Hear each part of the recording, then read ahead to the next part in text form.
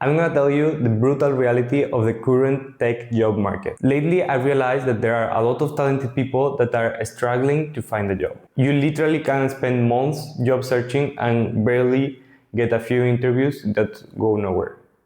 My name is Miguel, I am a mathematician and I've been working in tech for the past 4 years.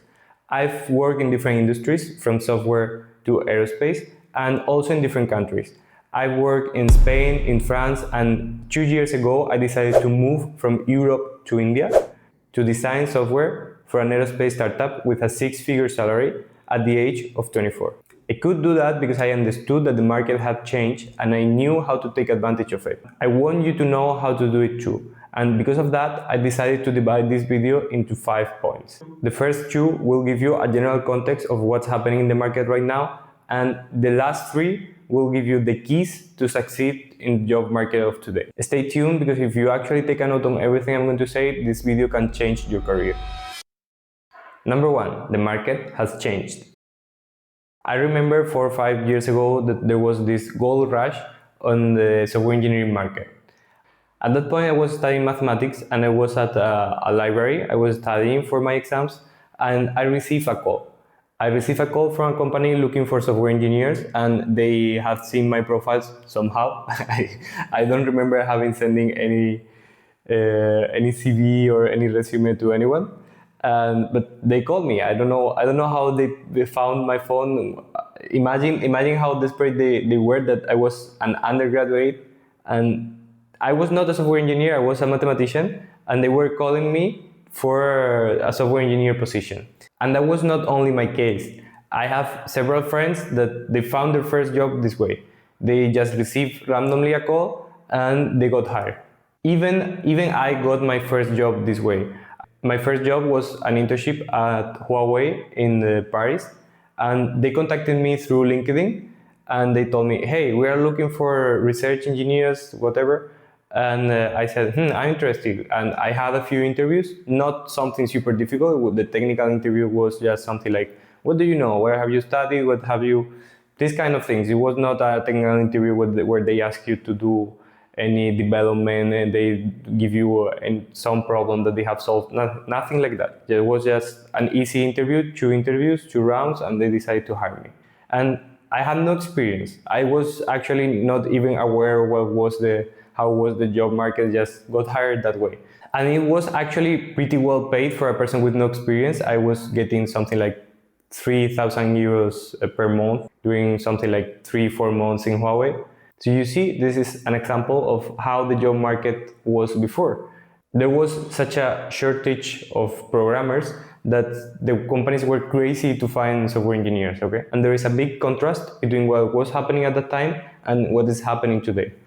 And to me, actually, the contrast was bigger, because after having my first job in Huawei, I decided to start a software development company with 2 friends. And we were working on that around 2 years. And at some point, we decided to stop with that company. And when I came back to the job market, I was surprised because everything had changed. Before that, I remember having in my inbox on LinkedIn messages from companies saying, hey, we're looking for software engineers, we're looking for programmers, do you know backend, do you know? A lot of companies looking for people. I even remember a friend that studied computer science that played with her friends to see if in their inbox they were doing a collection of different companies contacting them, and they were like, hey, I have 7, how many do you have? 5. Oh, I have that one too, you know? So when I came back to the market, I realized that it was not that easy that a company contacted me. I had to do an effort to look for a job. And looking back now and seeing everything with a bit of perspective, the point is that what has happened to the tech job market is that it has become a normal market. The thing that you get so many offers and good offers without moving a finger is not normal. That's not what happens in any market. Ask if you have studied computer science, I don't know, mathematics, physics maybe, and you have felt this in the past, and now you are a bit discouraged because you are struggling to find a job. And the reality is that this is what happened to everyone when they go out of university. Ask any friend that you have that has studied marketing or business administration. You will see that it's not that easy to find a job. And if you got your job if you got your job in those times when it was so easy to get a job in software engineering, and now you are struggling to find a new job because you got fired, or you maybe have not been fired but you want to switch your job, you want to grow in your career, and you see that the job market is now much more difficult, the reality is that you probably need to improve your job search skills. And in the next points, I'm going to give you the most important keys to succeed in your job search, especially for people in tech. But if you want something more advanced, I recommend you to subscribe to thefreeengineer.com. That's my newsletter where I give you a daily career advice for people in tech. Every day I send an advice. Every day that you are out is an advice that you are missing out. So the summary of this point is that the tech job market is not anymore a place where you can get a job without making a real effort job searching. But the market is not disappearing, it's not shrinking. It's still a market where you can make a lot of money. And this takes me to the second point. Number 2, there are still a lot of opportunities. This may seem contradictory with what I've told you before, but the reality is that there are still a lot of opportunities. The thing is that now those opportunities are not coming to the door of your home, knocking and saying, hey, do you want to work with us? No, now you have to go and find them. But at the same time, as many people were hired as fresh out of university and they never did a real job search, now that the market has stabilized, these people are really struggling to find a job because they just use LinkedIn, for instance, or any other job search platform, and then you start applying and you apply, I don't know, 300, 400 offers, and yeah, then you got maybe one interview, and the companies see this, that they put an offer on LinkedIn and they receive a lot of resumes and CVs, that they can do crazy things like people that before going to any interview or even after, this doesn't make any sense, to write a 10 pages essay for entering the job, explaining why they are a good fit, things like that. Or even I heard of a company that forced the candidates to do an IQ test. I don't even know if that's legal. Whoever is trying to hire you, never do this thing. It's a loss of time. You are wasting your time doing this thing. And what is probably going to happen is that at the end, after a long process where you have been spending your time and maybe making your mind that you are going to have that job, whatever, they're going to tell you, meh, we think you don't have enough experience, which is something they could tell you at the beginning. So don't get into this lengthy selection process, because there are ways to get a better job and much faster. And the key here is you have to do uncomfortable actions. And the key here is that you have to do uncomfortable actions. Uncomfortable actions means the worse you feel doing them, the more productive they are. Give you an example. Applying to a job on LinkedIn is the easiest thing you can do. Next, you can, for instance, if you know a company that you would like to work with, you can find the email of the CEO. It's not that difficult to do. And you can mail them and say, hey, I want to work here. This is me. That's a bit more uncomfortable, but still is pretty easy. Another thing you can do is to find the phone number of the company and call them. You call them and you tell them that you want to work with them. At this level, 99% of your competitors has disappeared. No one has the balls to call a company and say, hey, I want to work with you.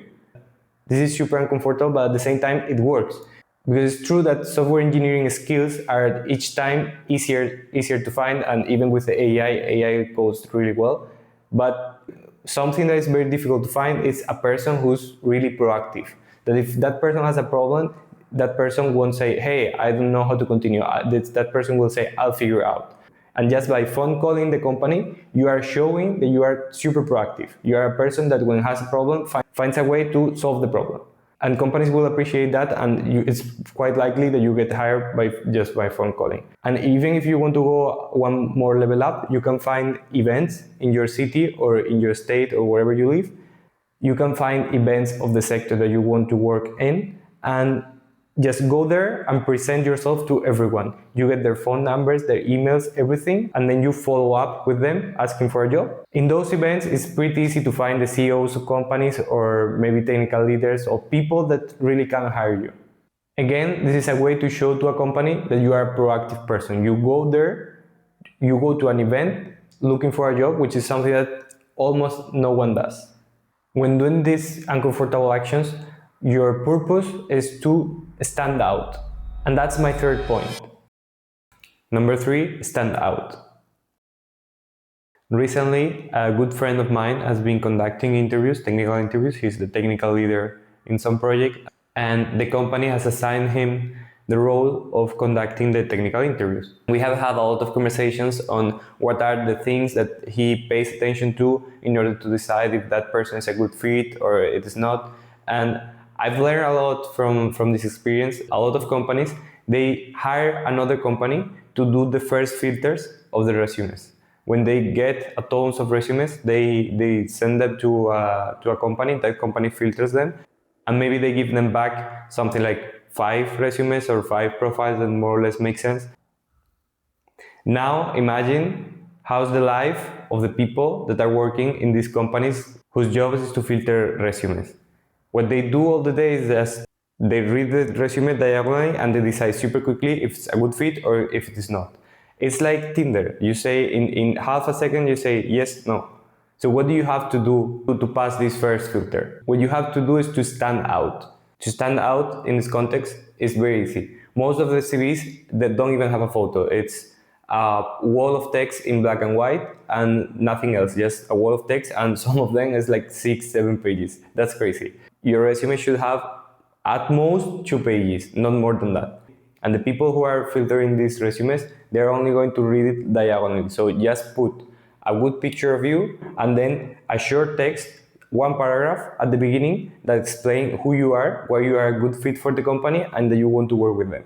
Then you can explain whatever you want. You can explain what is all your education, why you are a super good professional, what is the name of your cat, whatever you want to explain there. This simplifies a lot the life of the people who are filtering the resumes. They see a face, they see a text that says what they are looking for, and they put the resume for the next step. And this short text at the beginning, make it simple. Make it simple because the people who are going to read your resume are not technical. They work in HR. A simple text that can be understood by anyone, and the simpler it is, the better it is. Now, once you get into an interview, what is the way to get a job in the current tech job market? So this is what the next point is about. You have to understand what a company gets from you. A few years ago, companies were hiring so bad, they were looking for programmers so bad, that it was pretty easy to get hired and even spend years working on a project and don't have a clear picture of why that company is paying you. I know many programmers that they work, but they have never thought on why a company is paying for them. And if you approach job search with this mindset, you are gonna end underpaid. The price that you pay for not understanding what is the business that you're working on is that you're going to leave tens of thousands of dollars in the table, and in the better paid opportunities, you're not going to even have a chance. I understood what the company was looking for. It was a startup that was growing so fast, and they were not looking for people super experienced. They already had people who were really expert engineers, but they needed more people like that. They were looking for people that were able to learn quickly, very quickly. They put you with an expert, and you learn with him in a few months, and you are good enough to start working and start giving value to the company. And the moment I saw that, I saw that they were looking for me. So I just had to communicate to them. I had been an entrepreneur before. I had the mindset to learn everything quickly. Besides, I'm a mathematician, so I have a very holistic background in tech, so I can be an expert on anything in 3 months. They saw that, and I got hired. Once you understand what the company wants from you, and if you are able to communicate that, it's pretty easy that you get hired. But there is one step before. You have to negotiate your salary.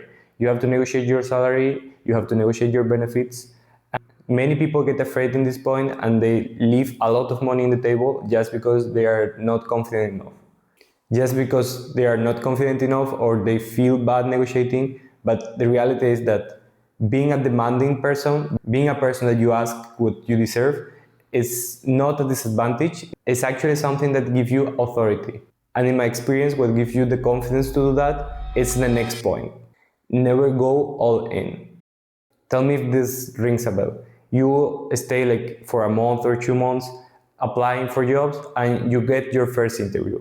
Then you start to prepare your interview and you forget and you skip continue applying.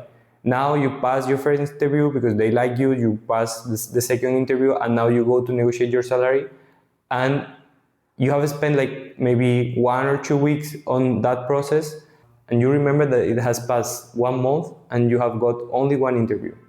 So you are afraid of losing this opportunity. You are so afraid of losing this opportunity that you show this in the negotiation, and the company who has more experience than you negotiating, they will give you a salary which is 20, 30, even $50,000. The solution here is never stop applying. You never go all in one opportunity. The key here is that you should always have 2, 3 opportunities open at the same time. It's the same thing that they do. When a company is hiring, they don't have only one candidate. They have several and they choose. So you have to do the same. Soon I will open a program to help engineers like you to switch jobs. Soon I will open a program to help engineers like you on one-on-one to switch jobs and to get a job where you are making at least $30,000 more than in your previous job. I'll open this program only for the people who are subscribers of my newsletter. You can sign up in thefreeengineer.com, which is appearing here somewhere. There are already more than 500 people. It's free and it's the best place to be if you want to skyrocket your career in tech. Bye bye.